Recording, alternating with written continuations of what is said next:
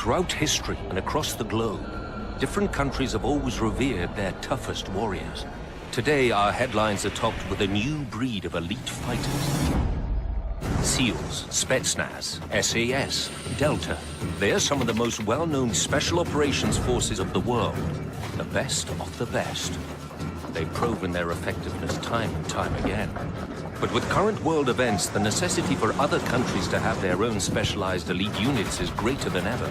Today, special operations forces exist in militaries all over the globe. Forces like the Norwegian FSK, rugged Arctic warriors tasked with protecting oil rigs from terrorist attacks. The famed British SAS, whom almost all other forces are modeled after. The Republic of Korea's UDT, trained by US Navy SEALs to protect their waters from the danger in the north. The well-respected Polish GROM, who've never lost one man in battle over hundreds of missions. US Delta Force and Navy SEALs, making history with recent wars in the Middle East. Russian Spetsnaz, masters of deception and bizarre training techniques. And the mysterious American OGA, providing crucial intel to operators in the field. Listen to the stories, see the high-tech weaponry, and witness the grueling training through the eyes of the actual international operators themselves. This is Global Warfighters. High-level targets, hostage rescue, counter-terrorism. There are certain types of operations that often fall outside the scope of conventional military forces. A Tier 1 operator is someone who is talented, who's focused, who is operationally mature, who's tactically patient. And when you put that person in a group of like-minded operators, they become a very effective fighting force and one hell of a deterrent for the bad guys of the world. Special forces play very, very important role in a whole political process in the world now. We need special forces operations today because they're cost effective. If you can use small numbers of men effectively to strategically affect the operations of a foreign power or a terrorist organization, then it's a very good way of a country using its limited resources. You truly have the best of the best. And what that allows a country to do is to have a so-called scalpel. You know, where your conventional forces serve more as a sledgehammer, you can go in and probe and basically set the stage for a conventional force to come in and change a war.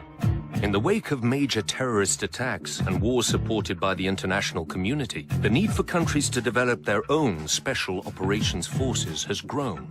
But before global terrorism originally became a major issue in the 1970s, very few had ever heard of special operations forces. It wasn't until 1980, when hostages were taken at the Iranian embassy in London, that an unknown Tier 1 unit took the world stage. A group of Arabistani terrorists took over the Iranian embassy in London. They took 24 hostages. On the 6th day, the charge d'affaires, a man called Lavazani, was murdered by one of the terrorists, at which point control was handed over to the military. We approached the building silently. It didn't go quite as we'd hoped, and the assault approach phase was compromised. We were given a go, go, go early, and we attacked from 6 separate entry points. Me and my partner went in through the back door. There was gas, there was explosions, there was gunfire coming from upstairs, and hostages were coming down the stairs. Somebody shouted, "He's a terrorist," and looked up to see one of the terrorists coming down the stairs. None of us could open fire because there was a danger of shooting at the hostage or one of our own people.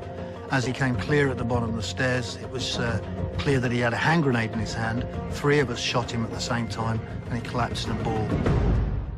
The building caught fire. There was smoke, there was noise, there was a lot of action, and when all the hostages were out, the troops came out, and finally, I was one of the last few individuals out of the building. During that 7 minutes, we killed 5 terrorists and captured 1, and we rescued 22 hostages. And on that day, I live in Great Britain, I switch on Russian radio, and I try to hear, you see, so how they describe it. Among that special forces, Great Britain, there is no wounded, there is no dead. Everybody okay. It was a top, most beautiful operation in the history of special forces of the world. The mission was played live on international television. It brought the Special Air Service into the public domain dramatically, and things were never going to be the same again after that. It kind of set the stage for other Spec Ops forces. It showed the world what they were capable of, and it set the standard. What the world had never known was that the Special Air Service, also known as the SAS, had already been around since World War II. British Special Air Service was formed in the early 1940s in North Africa, essentially by David Stirling. He said, look, I can take a small number of men, I can raid, I can attack, I can parachute in. He was supported by Jock Lewis, who was the man who actually made things happen. They were looking for adventurers, for men that didn't quite fit the picture, who didn't fit well into the normal disciplined military arrangement. Stirling, in short order in 1942, attacked 3 separate enemy airfields, destroyed over 60 aircraft with no losses to his raiding force. By the end of the Second World War, there were several thousand Special Air Service soldiers operating right across Europe and carrying out raids behind enemy lines. The SAS are made up of 4 Sabre squadrons: air, mountain, sea, and mobility. The squadrons are made up of patrols of 4 men, each specializing in either signals, demolition, medicine, or linguistics. After the Iranian embassy siege, the whole world went out and paid the British government to have the Special Air Service train their people to carry out the roles that they now perceived as being absolutely needed and essential. A great many countries, including the United States Special Forces Operational Detachment Delta, have modeled themselves on the British 2-2 SAS, Special Air Service. To this day, the British SAS are still one of the busiest special forces in the world, including operations in the Middle East, Africa, and Northern Ireland. There's only been 1 year since the Second World War where the British Army hasn't been involved in active operations somewhere in the world. And the Special Air Service, since the 1950s, has been involved in all of them. Today, Special Operations Forces continue to help shape history around the world. As the British SAS made headlines before, the US Navy SEALs are currently the most talked about team around. SEALs can be deployed anywhere, but like their name implies, they specialize in operating around water. SEAL Team 6 made world headlines when they took out the most wanted man in the Western world, Osama bin Laden. But just like the SAS, the SEALs have been around for quite a while. The Navy SEALs were born out of a speech JFK made in 1961. President Kennedy felt the need for a unit that could conduct unconventional warfare in a maritime environment.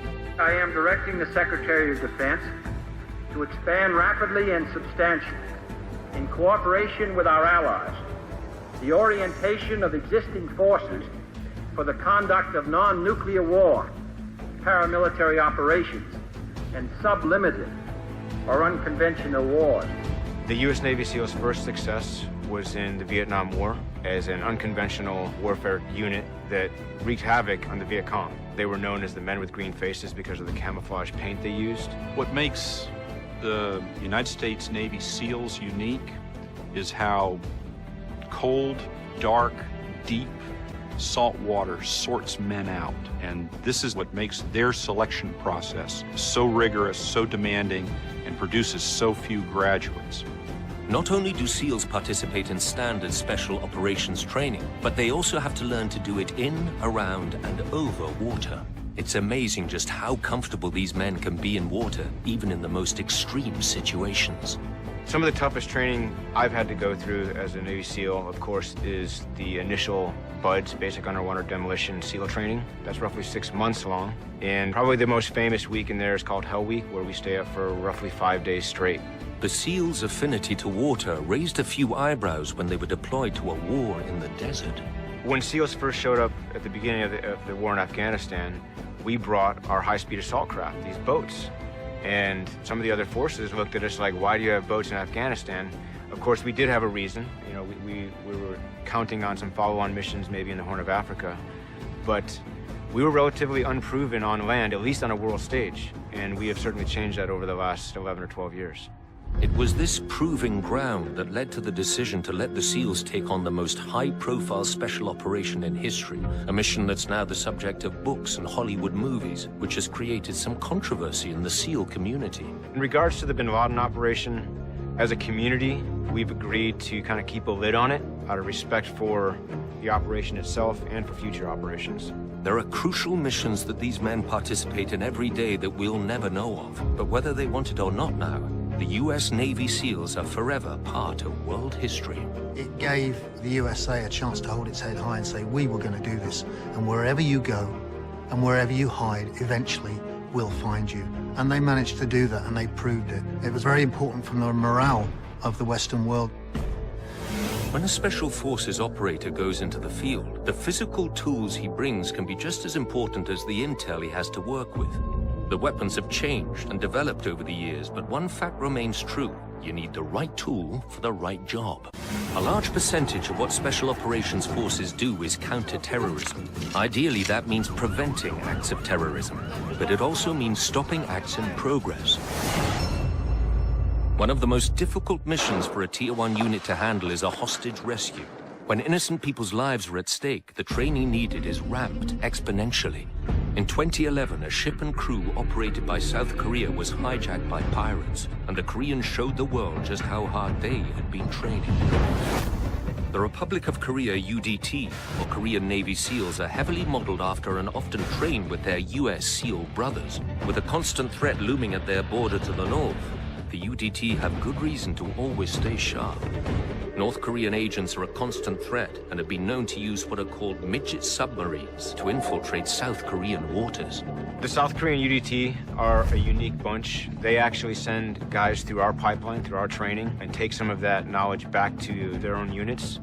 An operation that indicates the capability of the Republic of Korea Navy SEALs is the Samho Jewelry operation in 2011. There's been a dramatic rescue on board a hijacked freighter in the Arabian Sea.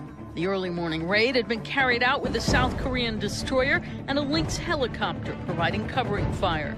The ship and her 21 crew members were taken out into international waters while it's believed the pirates waited for backup or their ransom to be met. South Korea had to act. An operation such as the one the UDT, or the South Korean UDT SEALs carried out, is very complex. It requires intel, it requires assumed risk, it requires execution on a nearly perfect level. Just before dawn on January 21st, the UDT saw their opportunity and made their move. Using small, fast boats, the Korean team hit the freighter like a typhoon. For the ROK Navy SEALs, to fight the pirates and rescue the hostages is like fighting through a 15-story building that's made of steel with steel doors laid on its side. They would be fighting from compartment to compartment, having to work their way, cut their way, blast their way through the doors as the pirates tried to hold off their attackers. If you can imagine taking down a target which you've never been before, you don't know where the bad guys are, and you're clearing this systematically, leaning on the training that you've done in the past and relying on your teammates to watch your back, it's a very complex operation, and there's a great deal of risk involved. The 5-hour siege ended with the killing of 8 pirates, capturing of 5 more, and the freeing of all 21 crew members. 3 UDT operators were injured in the op, but in the end, they all survived. The Korean UDT SEALs are a highly seasoned, effective unit. They've proven time and time again to be effective at deterring and handling some of these relatively volatile situations that pop up. Whether it's hostage rescue or taking out a high-priority target, the best way to successfully carry out a mission is by any means necessary. Essentially, through unconventional warfare, you're trying not to have a fair fight. You're trying to stack all the odds in your favor. Delta Force is also a component of JSOC, the Joint Special Operations Command. Where the US SEALs represent the Navy, Delta's primary function is counter-terrorism and direct action missions such as hostage rescues. A typical hostage rescue operation that Delta participated in during the Iraq War occurred in 2004 in Ramadi. 5 contractors, foreigners, had been captured by the insurgent forces, who executed one of them. But exactly where they were kept and who was keeping them and how many people were guarding them was initially unknown. Most Tier 1 groups are heavily trained for hostage rescue. It's all about knowing your specific job, trusting your team, and practice. Lots and lots of practice. With excellent intel provided by Polish forces, the hostages' location was pinpointed to a remote house, and Delta sent out on their daring mission. Once the hostages' location was fixed, Delta, with support of its organic aviation unit, the 160th Special Operations Aviation Regiment, would have conducted a templated hostage rescue operation. Delta came in by Black Hawk, fast and furious. By flying low to the ground, the thundering blades of the copters wouldn't be heard until they were right on top of their target. With seconds to prevent the loss of lives, Delta stormed the house from all directions. If you had been on the raid, you would have fought your way into the building, clearing each room, employing all your training and target discrimination to ensure that you kill the insurgents, but you don't kill the hostages, but making sure that you treated them as if they might still be a threat in case any of the insurgents were playing hostage in order to escape the attack. Once on the ground, the entire mission was over in a matter of minutes. The 4 remaining hostages were rescued, and the kidnappers had no idea what hit them. Thanks to specific training that only Tier 1 units experience, Delta was able to do their job with sharp precision. One of the lesser-known Special Operations Forces in the world is the Canadian JTF-2. Canadian Task Force 2 teams are a secretive organisation, particularly counter-terrorist. They're there for the defence of Canadian government, to be used very much as in a counter-terrorist role. The recent rush to valuable natural resources in the north has given Canada a reason to discourage troublemakers from crossing their borders. No one wants a run-in with a highly trained JTF-2 Arctic unit. The JTF-2 was responsible for providing security for the Vancouver Olympics. You know, Olympics are watched around the world. They're a high-stakes event where a country can't afford to have something go wrong.